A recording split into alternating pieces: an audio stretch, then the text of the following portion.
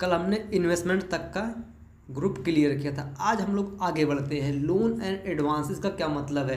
किसी को उधार दिया पैसा, लोन एंड एडवांस। समझो यार, जैसा नाम है नाम में ही उसकी सारी चीज़ें छिपी हैं। लेकिन इसका क्या है कि इसको क्लियर कैसे करोगे कि हाँ ये वही चीज़ें हैं, कि मतलब कि किसी को हमने ही पैसा दिया है। ऐसा भी तो हो सकता है कि हमने लिया हो तब भी इसकी एंट्री हो जाए। लेकिन नहीं, एक चीज़ ध्यान रखना, जहाँ पर ये दो चीज़ें हैं, मतलब कि लोन एंड एडवांस, इसको हम दो तरीके से लिख सकते हैं। या तो इसको शॉर्ट करके लिखो, या तो फिर लोन एंड एडवांस ये नाम पूरा रहेगा, लेकिन उसके बाद में एसेट और लायबिलिटीज़ भी ऐड किया रहेगा, जिससे तुमको क्लियर होगा ये हमारे लिए है और ये दूसरे के लिए है। समझे? एसेट का मतलब ये होगा कि हमने किसी को हमेशा, मतलब एसेट में यही चीज़ आएगा कि हमने किसी को कुछ दिया है। ओके। और लायबिलिटीज़ में क्या होगा? सामने वाले ने हमको दिया है। हमारी कंपनी है तो एसेट के मदद, मतलब कि लोन एंड एडवांस, मतलब लोन में ही क्या चीज़ है कि लोन में से साफ क्लियर कर दो।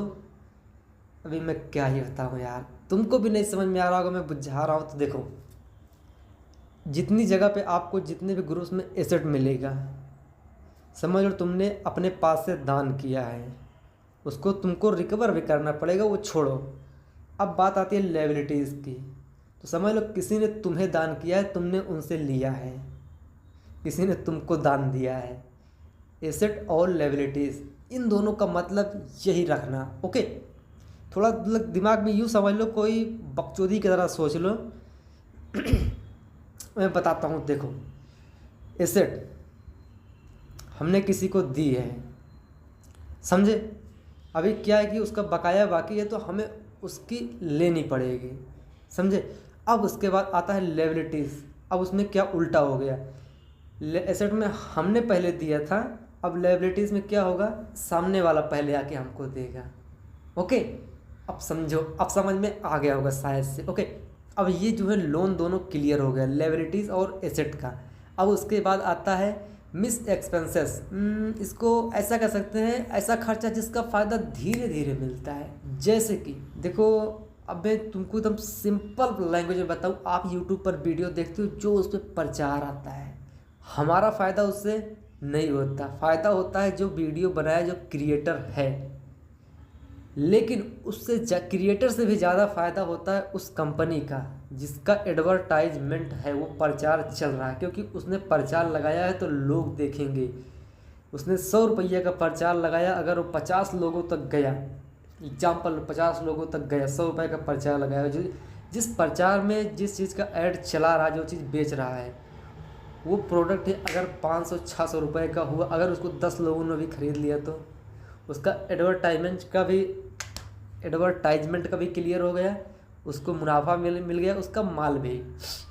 मतलब कि उसने एडवर्टाइजमेंट चला दी और छोड़ दिया, उसको कोई मतलब नहीं। सारी चीज़ें एआई या जो कुछ भी है उनकी मदद से उसको फिक्स कर दिया है। अभी क्या है, एडवर्टाइजमेंट करके वो फिक्स छूट गया। अब क्या है कि उसका प्रचार अपने आप जो है सोशल मीडिया एडवर्टाइजमेंट ऐप जो है वो कर देगा, उसका काम वो कर देगा। जिससे मतलब कि हमारा ऐड चलता रहेगा और धीरे धीरे उस पर ट्रैफिक आएगा, तो उसकी मदद से हमारा आहिस्ता आहिस्ता प्रोडक्ट सेल होता रहेगा। ना तो हमें कुछ करना है ना कुछ, अब खाली बैठे बैठे नज़ारा देखना है, समझे? इसमें और भी चीज़ें आती हैं, जैसे ब्रांडिंग। किसी से हमने क्या किया कि प्रमोट करवा दिया। अभी देखो क्रिकेट होता है, तो वहाँ पे जो ग्राउंड होता है, ग्राउंड में देखोगे एमपीएल का भी, एमपीएल जो मैच लगाते हो उसका भी वहाँ पर लोगो और बोर्ड वोर्ड लगा रहता है। और कई सारे हैं, म्यूचुअल फंड वाले, एंजल वाले, ये सारी चीज़ों के देखोगे साइड साइड में बोर्ड फील्डिंग के साइड में लगे रहते हैं। वही है, प्रमोट करवाते हैं चीज़ों को। ओके। इसमें मैं आपको बताता हूँ क्या क्या चीज़ें लमसम आती हैं मिस एक्सपेंसेस में। Advertising, branding, ISO certificate, fees, website खर्च, एजुकेशन फीस, ये चीज़ें। अब आता है हमारा प्रोविजंस। प्रोविजंस को कैसे क्या करते हैं, तो देखो, आगे चलकर होने वाले खर्चे जिनके लिए हम पैसा धीरे धीरे थोड़ा थोड़ा अलग करते हैं पहले से ही। जैसे कि हो गया कि कंपनी चल रही है, अच्छे खासे हेल्पर लोग काम कर रहे हैं, मिस्त्री लोग काम कर रहे हैं, दिहाड़ी अच्छा खासा मार रहे हैं। अभी क्या है कि आने वाला है दीपावली, और हमें देना पड़ेगा उनको जो है बोनस।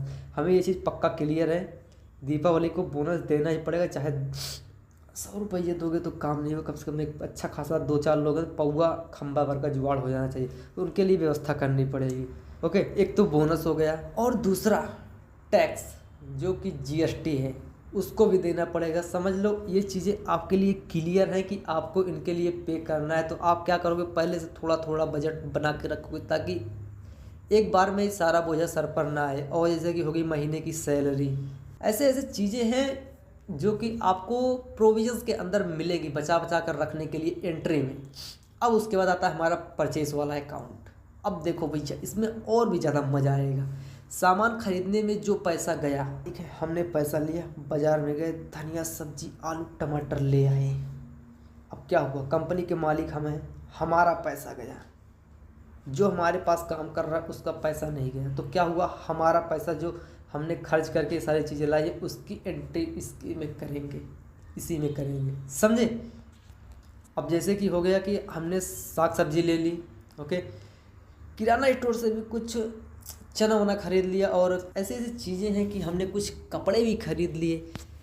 तो समझो यार, परचेज अकाउंट मतलब हमारी जेब से जो पैसा गया, हमने खर्च किया, सामान लेकर आए, हमारी जेब से पैसा गया, ये है परचेज अकाउंट में आएगी इसकी सारी एंट्री। अब उसके बाद आता है रिवर्स एंड सरप्लस, या तो बोलो रिवर्सेस एंड सरप्लस या रिवर्स एंड सरप्लस, तो मतलब चीज़ें एक ही होगी। इसका क्या मतलब है, बचाया हुआ मुनाफा जो भविष्य में काम आएगा, कैसे वो देखो। इसके अंदर वही चीज़ की एंट्री होगी, मतलब कि हमने जो मुनाफा कमाया है हम उसको कहाँ पे डालें कि हमारा जो है उससे फ़ायदा हो। मतलब हमने अभी डाल दिया तो आगे 2-4 सालों में चल के मुनाफा होगा। तो ऐसी एंट्री जिनके लिए हम क्या करें, जिनके लिए होगा क्या कि हम पैसा डाल रहे हैं, आगे हमें फ़ायदा मिलेगा, कुछ इस टाइप के क्वेश्चन होंगे, तो उनकी एंट्री जो है रिवर्स एंड सरप्लस के अंदर होगी। मतलब कि हमने डाला, सरप्लस किया, और जो है कुछ टाइम के बाद रिवर्स होकर हमारे पास रिटर्न आया, मुनाफा लेके। एक चीज़ ध्यान रखना, कंपनी के अंदर जो भी एंट्री होंगे उन सभी का एक ही मकसद होगा, पैसा लेके आना, ना कि गंवाना।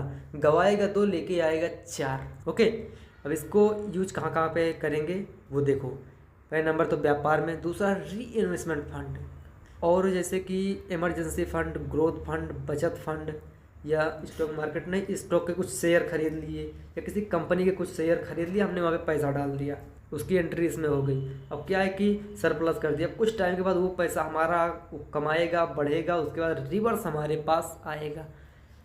भाई टैली में यार क्या बताएं यार, चीज़ें ऐसी ऐसी है कि यार तुमको अगर इसे सीख गए ना, मतलब पैसे के माध्यम से इसको समझो, पैसे के माध्यम से समझो। मटेरियल जितना यूज करो, मटेरियल जितना भी बेचो उसको कोशिश करो कि पैसे के माध्यम से ज़्यादा समझो, तो क्या होगा कि कल हमने इन्वेस्टमेंट तक का ग्रुप क्लियर किया था। आज हम लोग आगे बढ़ते हैं। लोन एंड एडवांसेस का क्या मतलब है, किसी को उधार दिया पैसा, लोन एंड एडवांस। समझो यार, जैसा नाम है नाम में ही उसकी सारी चीज़ें छिपी हैं, लेकिन इसका क्या है कि इसको क्लियर कैसे करोगे कि हाँ ये वही चीज़ें हैं, कि मतलब कि किसी को हमने ही पैसा दिया है। ऐसा भी तो हो सकता है कि हमने लिया हो तब भी इसकी एंट्री हो जाए, लेकिन नहीं। एक चीज़ ध्यान रखना, जहाँ पर ये 2 चीज़ें हैं, मतलब कि लोन एंड एडवांस, इसको हम 2 तरीके से लिख सकते हैं। या तो इसको शॉर्ट करके लिखो, या तो फिर लोन एंड एडवांस ये नाम पूरा रहेगा, लेकिन उसके बाद में एसेट और लायबिलिटीज़ भी ऐड किया रहेगा, जिससे तुमको क्लियर होगा ये हमारे लिए है और ये दूसरे के लिए है। समझे। एसेट का मतलब ये होगा कि हमने किसी को हमेशा, मतलब एसेट में यही चीज़ आएगा कि हमने किसी को कुछ दिया है। ओके। और लायबिलिटीज़ में क्या होगा, सामने वाले ने हमको दिया है, हमारी कंपनी है। तो एसेट के मदद मतलब कि लोन एंड एडवांस, मतलब लोन में ही क्या चीज़ है कि लोन में से साफ क्लियर कर दो।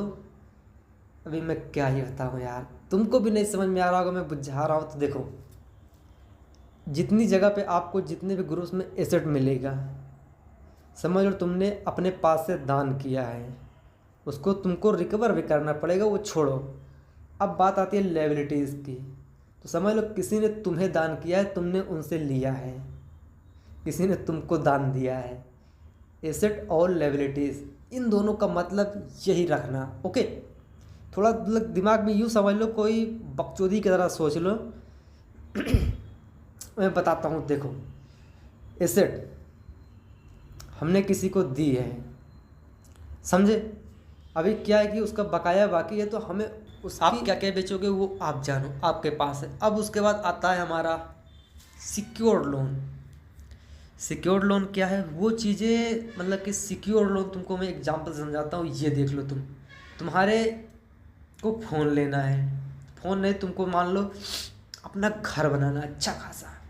अब तुम्हें ज़रूरत पड़ गई लोन की, तो बैंक में गए, बैंक वाला तो पहले जब उससे लोन की बात करोगे तो वो तुमसे सीधा बोलेगा कुछ प्रॉपर्टी के कागज़ ला के दो। ऐसा हुआ कि बैंक ये नहीं रिस्क लेगा कि तुम मेरा पैसा लेके भाग जाओगे, तुम्हारे प्रॉपर्टी के कागज़ हैं, तुम जाओगे कहाँ भाग के। और तुम्हारा सिक्योर्ड ये है कि तुमने उस कंपनी से लोन लिया, अभी तुमको घर बनवाना है। सिक्योर्ड इस मतलब सिक्योर्ड का मतलब यही हुआ कि तुम्हें पैसे देने हैं कंपनी को। तो वही चीज़ है कि कंपनी जो है, बैंक जो है, ये सिक्योर्ड लोन है। सिक्योर्ड लोन का मतलब भी आपको समझ में आ गया होगा। अब आते हैं स्टॉक इन हैंड। जो हमारे स्टॉक मतलब हमारे गोदाम में जो भी माल पड़ा है, अभी बिका नहीं हुआ है, वही है स्टॉक इन हैंड, जो हमारे पास इस टाइम पे मौजूद है। भाई कहीं पर घूमने गए हो तो साथ में नहीं, हमारी जो कंपनी की गोदाम है वहाँ पर मौजूद है, हमारे अंडर में रखी है, बिकी नहीं है वो चीज़, वो आएगा स्टॉक इन हैंड। उसके अंदर तुम कुछ भी ला सकते हो, फर्नीचर, गाड़ी, मोटर, अंचा पंचा, कुछ भी, एनीवन, कुछ भी चीज़। अब उसके बाद आती है सन्ड्री क्रेडिटर्स। सन्ड्री क्रेडिटर्स जिनसे हम उधार से मतलब हमने क्या है कि हम जिनसे सामान उधार लिए हैं, सामान तो उधार ले लिया, अब क्या करना, हमें उसको देना है। सन्ड्री क्रेडिटर्स अपने लिए जब एंट्री होगी, सी आर क्रेडिटर्स मतलब क्रेडिट मतलब सी आर, इसकी एंट्री जब अपने लिए करेंगे तो सामने वाले को देना पड़ेगा। चाहे इसकी एंट्री हम अपने लिए कर सकते हैं, या तो हम सामने वाले का नाम डाल देते हैं, वहाँ पे डी आर होगा, सी आर नहीं, वहाँ पे डी आर होगा, लेकिन यहाँ पे सी आर होगा अपनी तरफ से। हम जब अपने में एंट्री करेंगे तो सी आर होगा, क्योंकि देखो क्रेडिटर्स का मतलब यही है कि हमें देना है, क्रेडिट देना है, डेबिट निकाल लिया।